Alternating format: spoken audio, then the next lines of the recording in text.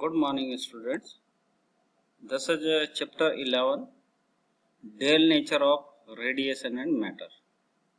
And today's topic is de Broglie waves. Students, in previous lecture, we have understood that radiation have dual nature.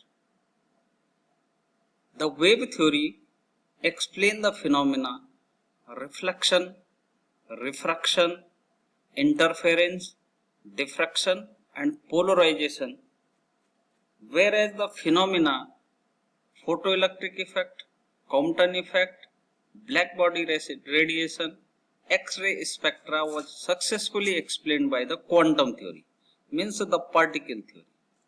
It means there is a dual nature of radiation.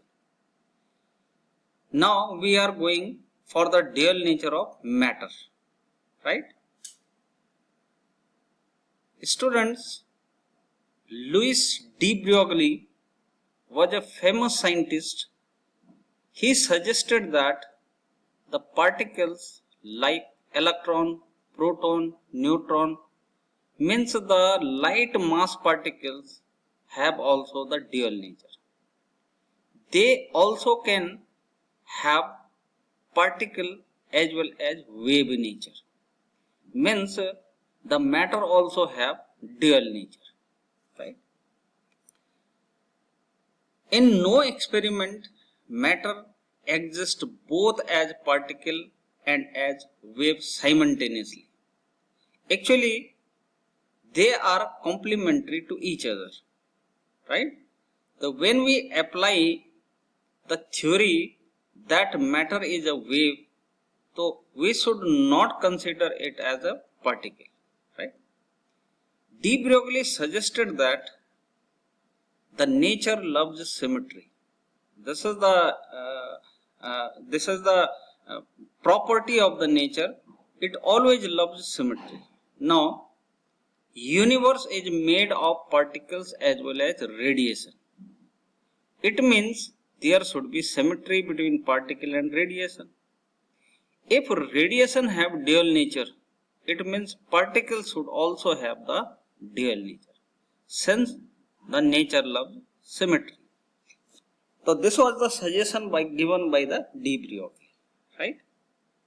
Now we are going for the de Broglie waves. Actually, this is waves, right? It should be in plural order. Now, what is a de Broglie wave? He suggested that there is a wave associated with each particle, right? And the length of that wave is called wavelength, right? According to de Broglie, a moving material particle can be associated with a wave. Wave can guide the motion of the particle. Means the particle is following this wave. So this is the wave associated with the particle. This was the suggestion by the de Broglie, right? The wave associated with the moving material particle are known as de Broglie waves or matter waves. Now, since these waves are associated with particle, that's why these waves are called matter waves.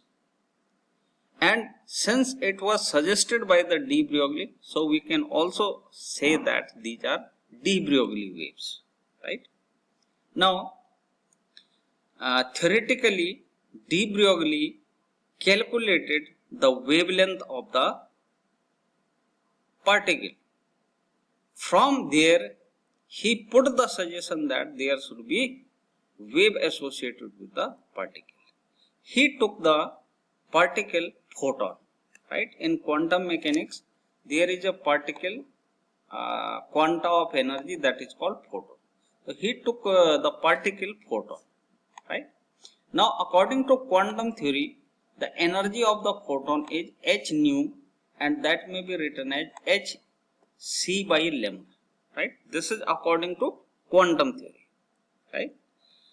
But according to Einstein's theory, or Einstein's mass energy equivalence, energy of the photon should be mc square. Right? This is the famous Einstein's equation. It means a photon have these energies. This energy is as per the quantum theory, and this energy is for the Einstein's theory. Right? Means these energies should be equal. So left hand side equal, so we should compare the right hand sides. Now we are taking right hand side of both the equation, so we can get lambda is equal to h divided by mc. After equating these two, hc by lambda is equal to mc square. So c will be cancelled, then lambda will be h by mc. Now what is m? M is mass, c is speed. We have already told you that photon have rest mass 0, but photon cannot exist at the rest. It means there is some mass, although this mass is very small. So this is the wavelength of the photon, right? Now it may be written as lambda is equal to h by p. P is momentum. Momentum is mass into speed. So it is the momentum of photon. So we can write it as lambda is equal to h by p. Now see, there is a momentum of every particle which is moving, and lambda is the characteristic of wave. It means photon have particle nature as well as wave nature. This is the duality of matter. It have wavelength as well as momentum. So lambda representing the wave nature and momentum representing the particle nature. Now this is the particle photon. Now we can also write it as lambda is equal to h by mv. This is the moving particle mass. Any particle, for example electron, for example proton, for neutron, right? So this is the mass of proton, then velocity of proton. So we can write it as lambda is equal to h by mv, right? Now conclusion, lambda is equal to h by mv, right? De Broglie wavelength is inversely proportional to velocity. Now you can see in this expression lambda is inversely proportional to v. If particle is moving with very high speed, then the wavelength will be small, right? And if the particle is moving with less velocity, then there will be huge wavelength, right? If the particle is at rest, means v becomes 0.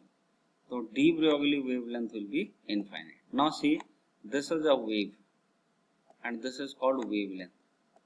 Now if it becomes infinite, what will happen? The wave will not be visualized, है ना? तब हमको दिखेगी नहीं, we cannot visualize it, है ना? तो हमें कैसी बनानी पड़ेगी एक ऐसी वेव जिसका वेवलेंथ इनफाइनाइट तक हो, ठीक? तो वेव विजुअलाइज ही नहीं कर सकते. De Broglie wavelength is inversely proportional to the mass of the particle, right? Lesser the mass, higher will be the wavelength, right?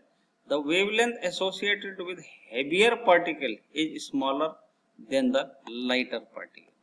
Now there may be any question asked that there are two particles, electron and protons, both are moving with same velocity, which have the higher wavelength.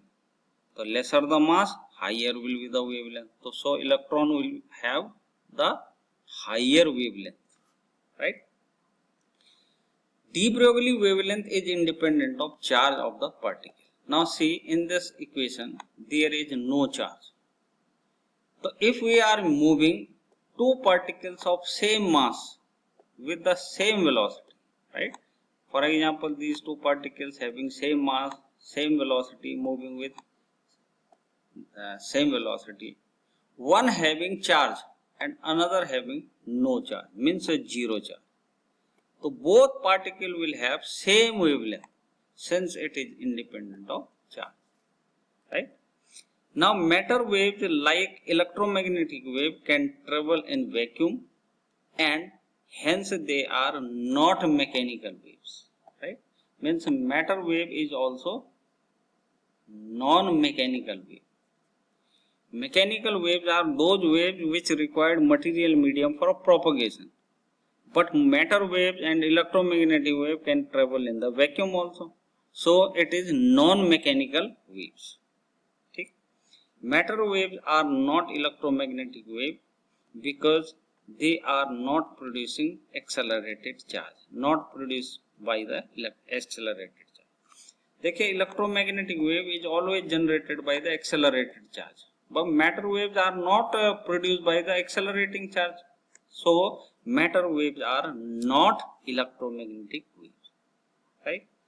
Matter waves are probable waves, amplitude of which gives the possible probability of existing the particle at that point, right? Now this is the famous Davison and Germer experiment, although it is not included in your syllabus, right? But conclusion is there. Davison and Germer perform an experiment with the help of an electron gun. After electron incident on the nickel crystal, it get diffracted in different direction. So from here, Davison and Germer conclude that there is a wave nature of electron. Right? They calculated the wavelength of the electron. Means electron have wavelength. It means electron have the wave nature. If electron have the wave nature, there is a particle nature of electron. It means from this experiment we prove that the electron having the dual nature. If electron have the dual nature, means each and every particle of the universe having the duality, dual nature, right? So this is all about the dual nature of matter de Broglie waves. Thank you very much.